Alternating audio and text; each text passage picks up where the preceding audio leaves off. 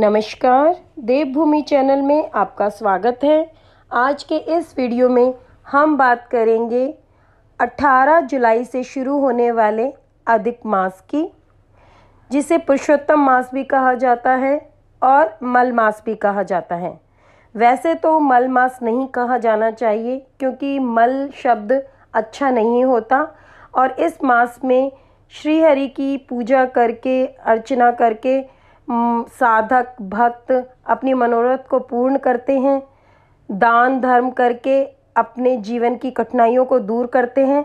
तो इसलिए आप इसे अधिक मास या पुरुषोत्तम मास कहें तो ज़्यादा अच्छा है, मल मास ना कहें। इस वीडियो में हम जानेंगे कि अधिक मास यानी पुरुषोत्तम मास कब से कब तक है, पुरुषोत्तम मास में हमें क्या कार्य करने चाहिए, क्या कार्य नहीं करने चाहिए, दान करने के लिए किन वस्तुओं का अत्यधिक महत्व है और अधिक मास के पीछे क्या कथा है और श्री हरि की पूजा अर्चना क्यों की जाती है अधिक मास में। तो इन सभी प्रश्नों का उत्तर हमें इस वीडियो में मिलेगा। तो आइए बात करते हैं कि अधिक मास का क्या महत्व है और ये कब से कब तक है। मंगलवार 18 जुलाई से अधिक मास शुरू हो जाएगा, जिसे पुरुषोत्तम मास या मल मास भी कहा जाता है। इस बार 19 साल बाद सावन महीने में अधिक मास आया है। तो इस सावन महीने में भगवान शिव की पूजा अर्चना का अत्यधिक महत्व होता ही है और अधिक मास या पुरुषोत्तम मास में विष्णु जी की पूजा का अत्यधिक महत्व होता है। तो इस प्रकार से सावन महीने में अधिक मास आने की वजह से इस महीने में भगवान शिव और विष्णु जी की पूजा करना, ग्रंथों का पाठ करना और दान पुण्य करना अत्यधिक लाभदायक है। इस साल पुरुषोत्तम मास 18 जुलाई से 16 अगस्त तक रहेगा। इन दिनों में कुछ कार्य करने से जहां पुण्य की प्राप्ति होती है, वहीं कुछ कार्यों को करने से मना किया जाता है, परहेज करने को कहा जाता है। इस बार सावन में अधिक मास है, जो 19 साल बाद विशेष संयोग बना है।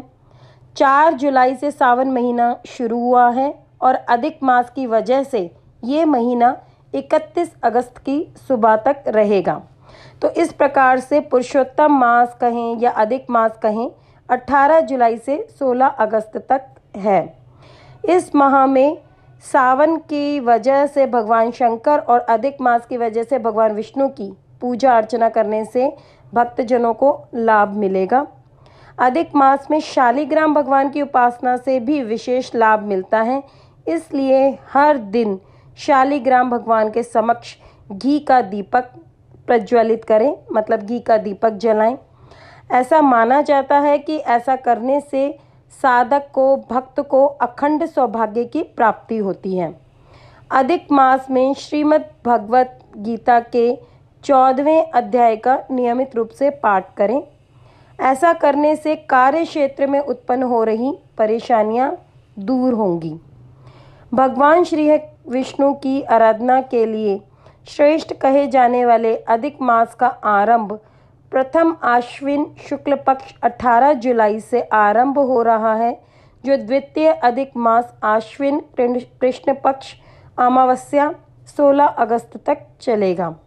इस महीने में भक्त श्री हरि विष्णु की आराधना करके अपने जीवन में आने वाली सभी विषम परिस्थितियों, समस्याओं, कार्य बाधाओं, व्यापार में अत्यधिक नुकसान आदि से मुक्ति पा सकते हैं। विद्यार्थियों अथवा प्रतियोगी छात्रों को भी इनकी आराधना से पढ़ाई अथवा परीक्षा में आ रही बाधाओं से छुटकारा मिल सकता है। आइए बात करते हैं कि अधिक मास में हमें क्या दान करना चाहिए। अधिक मास में ज़रूरतमंद लोगों को अनाज, धन, जूते, चप्पल और कपड़ों का दान करना चाहिए। अभी बारिश का समय है तो इन दिनों में छाते का दान भी कर सकते हैं।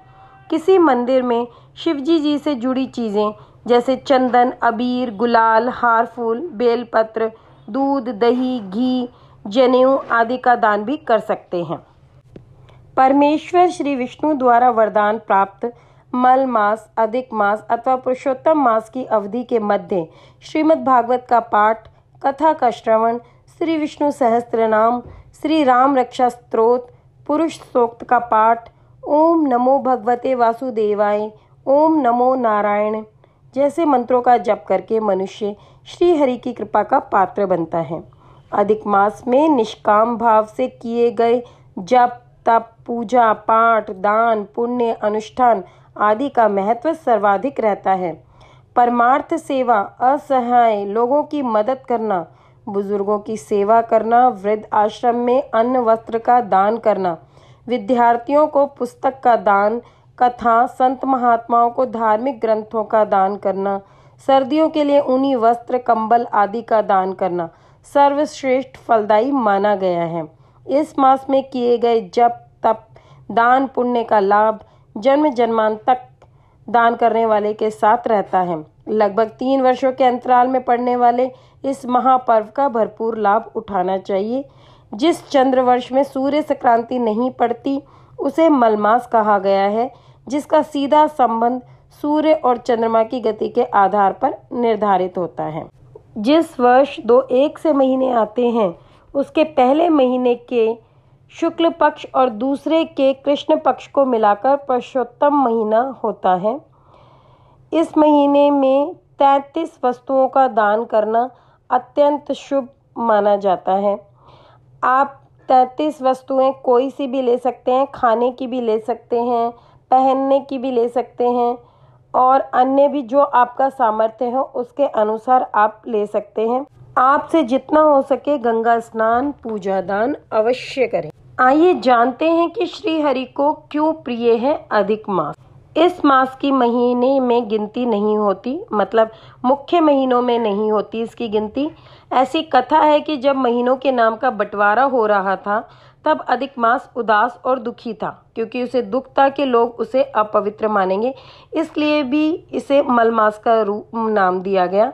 ऐसे समय में भगवान विष्णु ने कहा कि अधिक मास तुम मुझे अत्यंत प्रिय रहोगे और तुम्हारा एक नाम पुरुषोत्तम मास होगा, जो मेरा ही एक नाम है। इस महीने का स्वामी मैं रहूंगा।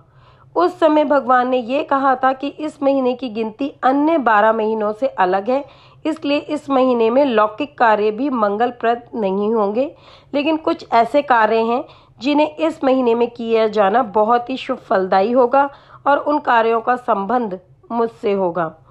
तो आइए अब जानते हैं कि कौन से कार्य हम अधिक मास में नहीं कर सकते। अधिक मास यानी पुरुषोत्तम मास में विवाह जैसे कई कार्यों पर रोक रहती है। इसके अलावा नया व्यवसाय आप शुरू नहीं कर सकते। कर्ण वेधन, मुंडन आदि कार्य भी वर्जित माने जाते हैं। मल मास के कारण सावन 2 महीने तक रहेगा इस बार, और 2 महीने तक भोले की भक्ति विशेष फलदायी रहेगी। सूर्य और चंद्र वर्ष के बीच के अंतराल को पुरुषोत्तम मास संतुलित करता है। इस मास में शुभ कार्यों को वर्जित माना गया है। ऐसे में गृह प्रवेश, मुंडन जैसे, विवाह जैसे शुभ कार्य नहीं होंगे। अब बात करते हैं कि हम कौन से कार्य कर सकते हैं या हमें कौन से कार्य करने चाहिए मल मास में। मल मास में हमें अनुष्ठान करने चाहिए, यज्ञ करने चाहिए, सत्यनारायण भगवान की पूजा करनी चाहिए। अधिक मास में श्री हरि यानी भगवान विष्णु की पूजा करना सबसे श्रेष्ठ माना जाता है। इसलिए अधिक मास में वैसे तो सभी प्रकार के शुभ कार्यों की मनाही होती है, लेकिन भगवान सत्यनारायण की पूजा करना सबसे शुभ फलदायी माना जाता है। अधिक मास में श्री विष्णु जी की पूजा करने से माता लक्ष्मी प्रसन्न होती हैं और आपके घर में धन वैभव के साथ सुख और समृद्धि आती है। महामृत्युंजय मंत्र का जाप। अधिक मास में ग्रह दोष की शांति के लिए महामृत्युंजय मंत्र का जप करना सबसे श्रेष्ठ माना जाता है। बेहतर होगा कि आप किसी पुरोहित से संकल्प करवाकर महामृत्युंजय मंत्र का जप करवाएं। ऐसा करने से आपके घर के सभी प्रकार के दोष समाप्त होंगे और आपके घर में सकारात्मक ऊर्जा का प्रवाह बढ़ेगा। यज्ञ और अनुष्ठान भी आप कर सकते हैं। अगर काफ़ी समय से आप किसी मनोकामना को लेकर यज्ञ या अनुष्ठान करवाने के बारे में सोच रहे हैं तो अधिक मास यानी पुरुषोत्तम मास का समय इस कार्य के लिए सबसे श्रेष्ठ है। पौराणिक मान्यताओं के अनुसार अधिक मास में करवाए जाने वाले यज्ञ और अनुष्ठान पूर्णतः फलित होते हैं और भगवान अपने भक्तों की सभी मनोकामनाएं पूर्ण करते हैं, वह भी शीघ्रतापूर्वक। ब्रजभूमि की यात्रा। पुराणों में बताया गया है कि अधिक मास में भगवान विष्णु और उनके सभी अवतारों की पूजा करना सबसे उत्तम माना जाता है। अधिक मास के इन 30 दिनों में अक्सर लोग ब्रज क्षेत्र की यात्रा पर चले जाते हैं। पुरुषोत्तम मास इस बार सावन में लग रहा है, तो ऐसे में पहला सावन का महीना जो मलमास होगा उसमें सावन से संबंधित शुभ काम नहीं किए जाएंगे। दूसरे सावन के महीने में यानी शुद्ध सावन मास में सभी धार्मिक और शुभ काम किए जाएंगे। आशा करती हूँ कि मेरी दी हुई जानकारी आपको पसंद आई होगी। आपके सारे प्रश्नों का उत्तर आपको मिल गया होगा कि अधिक मास क्या होता है, क्या इसका महत्व है और कब से कब तक है, क्या दान करना चाहिए, क्या पूजा करनी चाहिए। अगर उसके बाद भी आपके मन में कोई संदेह हो तो आप कमेंट बॉक्स में कमेंट करके पूछ सकते हैं। वीडियो पसंद आने पर उसे लाइक करना और शेयर करना ना भूलें और चैनल को सब्सक्राइब करके नोटिफिकेशन का बेल बटन भी अवश्य प्रेस करें। ओम नमः।